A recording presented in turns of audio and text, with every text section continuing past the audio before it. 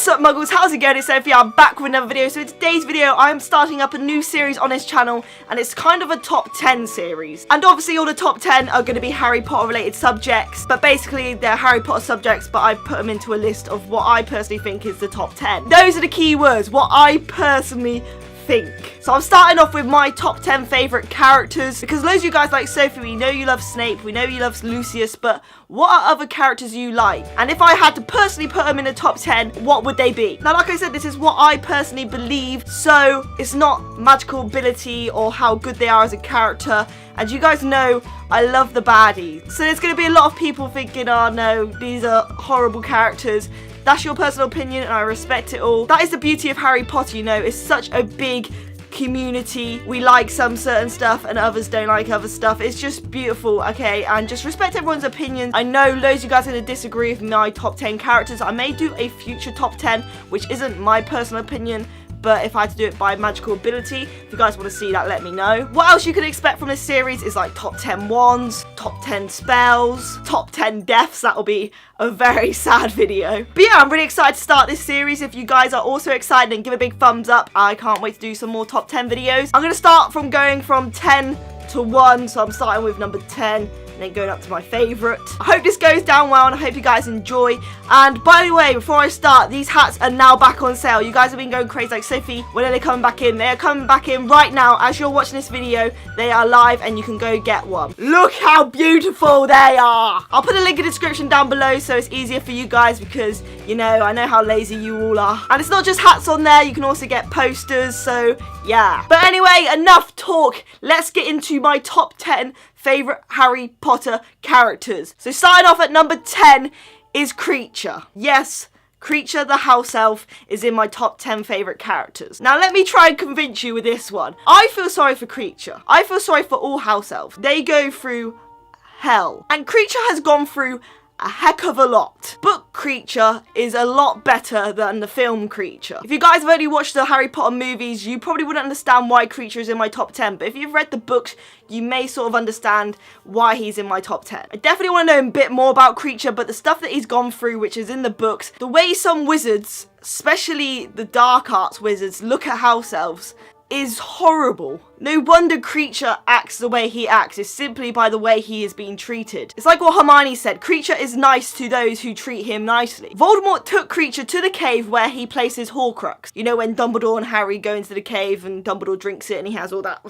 That's what Voldemort made Kreacher do. Voldemort just saw Kreacher as vermin, you know, like it's a house elf at the end of the day, but Kreacher has thoughts and feelings. He cared so much for who his master was, and Voldemort made Kreacher drink the potion and left Kreacher there to die. He then took his master back to the cave, showed where Voldemort kept the Horcrux, and watched his beloved master die right in front of him. House elves take their orders to extremes, you know, they cannot go by that. When master tells Kreacher to go, Kreacher will go. And you're probably thinking, you know, Kreacher is really weird looking, he talks to himself, he's insane. But I believe that's simply because of what he's been through. Kreacher was ordered to destroy the Horcrux, which is the Slytherin locket, and he couldn't do so. He didn't know what kind of magic this was, and because his master was dead and his last words were saying, you know, destroy the Horcrux, Kreacher could not. Kreacher went through hell trying to get rid of that Horcrux and just didn't understand why. Kreacher is the way Kreacher is because of everyone who has treated him. Time went by and Kreacher actually ended up fighting and leading the house elves into the Battle of Hogwarts. So good on you, Kreacher, and that's why he is in my top 10, is because he's so misunderstood and I feel sorry for him. That's basically going to be a lot of the top 10 characters, okay? I feel sorry for a lot of people. Coming in at number 9 is Bellatrix. Now, you're probably thinking, Sophie, oh my god, she is disgusting. Why is she in your top 10?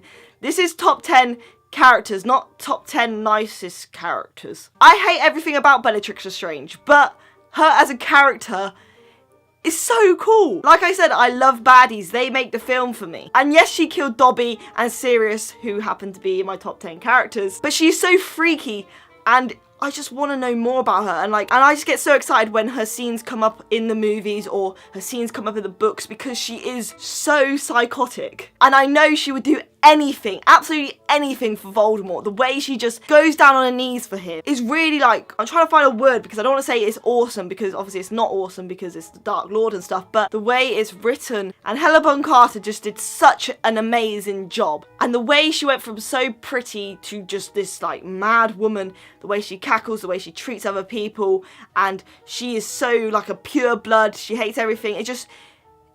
It's so powerful. She's a powerful character, and that is why she's in my top 10. Coming in at number 8 is Remus Lupin. Now you're probably thinking, Sophie, why is he so far down in your list? I'm thinking the same thing. But Lupin is just, everyone loves Lupin, okay? You can't hate Lupin. Lupin is so intelligent and so clever, and he's been through a heck of a lot. I love how they did Lupin as being a werewolf and how they see it as a disease. I don't want to say he's a good werewolf, but like, he is a good werewolf. They always make out like werewolves are bad, but in this Harry Potter, with this character, they make it as a disease and as he's going through this hard time and he doesn't want to become this, and he's the complete opposite of what you would think a werewolf would be as a normal human being. And his bromance with the Marauders and how they look after him and how they all become an Amagus just to be friends with him, and they're a smart group of people. And there was times when Lupin was so confused and so alone. At one point 2 of his friends were dead and 1 betrayed him, so he had no one, and all he had was this disease. And let's be honest, he was the only decent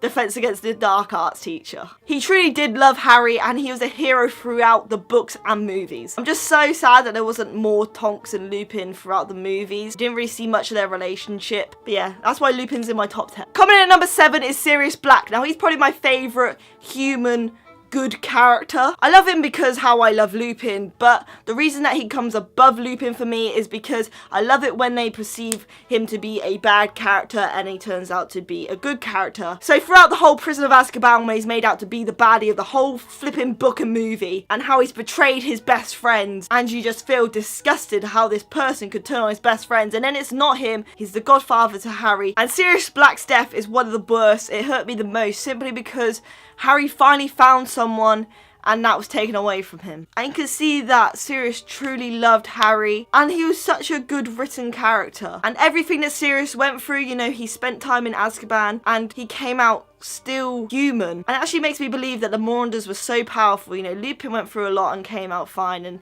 Sirius went through a lot and came out fine. Apart from Peter Pettigrew just scurried away, and just let's not talk about him. So overall, why Sirius Black is in my top 10 is because the way he was written.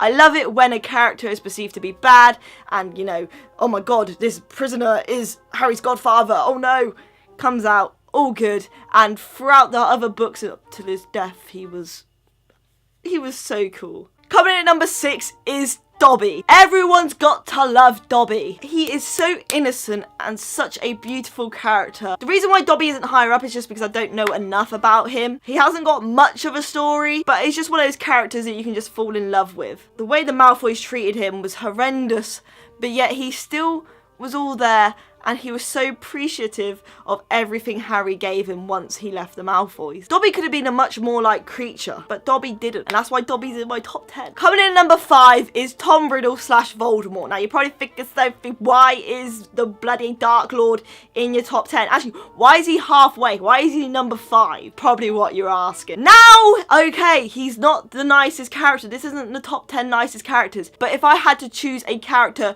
who I can't stop reading about and looking into their history, I actually want there to be a Lord Voldemort movie so bad, you know, from Tom Riddle and how he changed, and that's what intrigues me. This is the character that I cannot stop researching, so therefore that's why he's in my top 10. I don't respect what Voldemort became, I don't respect any of his things that he does, but he intrigues me, and he's badass. Coming in at number 5 is Draco Malfoy. He was my favourite character when I first read and first watched the movies. I was just obsessed with Draco Malfoy, maybe because I was a young little girl and he was a bleach blonde bad boy, but still to this day now, when I sort of understand characters more, he's still up there. And you're probably asking why, but I think it's just because there's something about Draco, and I do believe he was a boy who had no choice. Yes, he was a bit of a you know, but that was simply all because of where he came from and his background. I hate Draco in the first couple of movies, but once you get into him more, like in Half-Blood Prince, it's a really sad story behind Draco. And I do strongly believe there is a good side to Draco. And I really just want to get in Draco's mind and just see what's going on in there, because that mind must be going through a lot. Coming in at number 3 is Barty Crouch Jr. Now, you're probably thinking, Sophie, he's not worth being up that high, you know, he hasn't got a very big part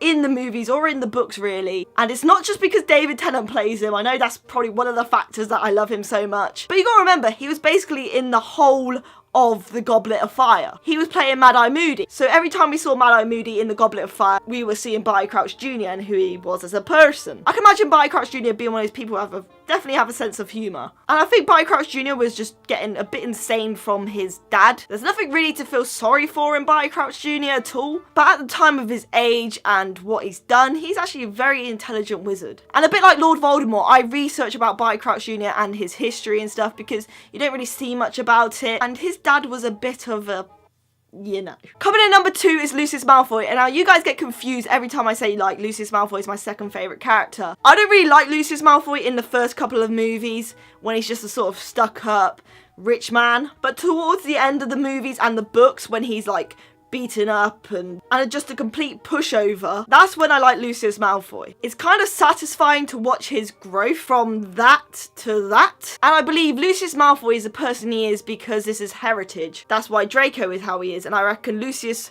and his father was because how Lucius is. It's like a passing down. And I feel like with Lucius to Draco, this is when the Malfoy family started to see a bit more. Years and years before that, the Malfoy family would not. But I feel like it was slowly going out with generation. This is probably not making any sense, but I'm trying to make sense. When Lucius comes out of Azkaban and finds his house taken over by Lord Voldemort, he is like the bottom of the food chain. He is nothing. He's lost everything that he's worked for, basically. And the pushover Lucius, I don't know why, it just really intrigues me of how this can happen simply through one person, which is the Dark Lord. It shows the power of Azkaban and of Lord Voldemort. Lucius Malfoy is pathetic in so many ways. He's useless in so many ways, but he's trying, and it's just so brilliant to watch him trying, and it's just not working. And I know it sounds stupid, and I know I shouldn't say this, but there's part of me that just feels sorry for Lucius Malfoy. In the first movies and books, not at all, but towards the end, I'm just like, does he really want this? I don't think he does. Now, coming in at number 1, you probably already guessed it, he's been in the whole video, it is Snape. Now, Snape, oh God, the amount of bloody hate Snape gets. Snape is a Marmite. There's so many people that hate him, despise him, and there's so many people who love him, and I love him. I've actually made a video all about Snape. I'll leave it in the description down below and up here. So go watch that, because I'm not going to talk too much about Snape in this one and why he's my favourite.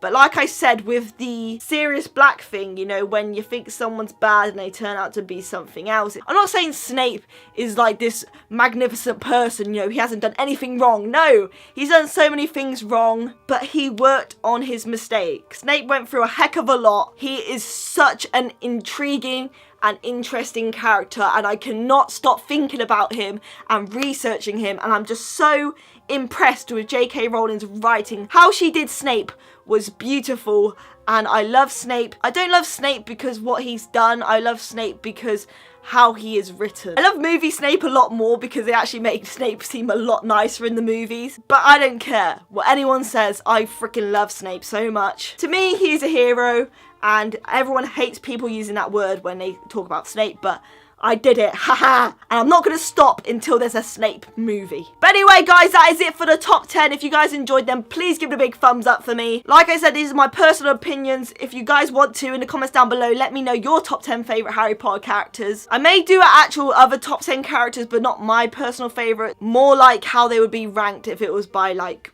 skill and talent, and as they are written. Make sure you hit that subscribe button to not miss any future top 10 videos. This is a new series. Make sure you subscribe also to not miss any future Harry Potter videos. I love you guys so much, and I do hope you enjoyed. Make sure you go grab a hat now. Link in the description down below. Love you guys so much, and I'll see you soon. Bye.